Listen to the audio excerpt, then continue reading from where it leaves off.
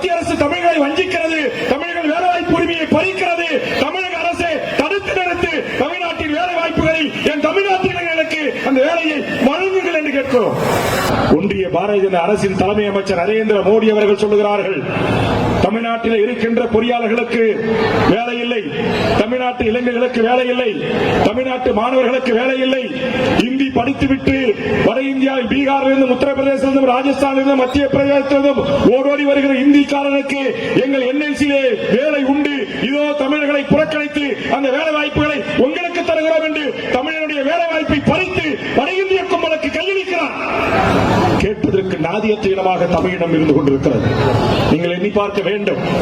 BE சம்பளம் 1,50,000 மேல, 1,50,000 ரூபாய்க்கு மேல, அவனுக்கு கிட்டத்தட்ட 2 கிரவுண்ட் 3 கிரவுண்ட் ஏக்கர் கணக்கிலே பங்களாக்கள், அப்படி எல்லா வசதி வாய்ப்புகளையும் கொடுக்கின்ற அந்த பொறியாளர் பணிக்கான வேலை வாய்ப்பில் இந்த தமிழ்நாட்டை சேர்ந்த 209 பதவி நிரப்பப்படுகிறது.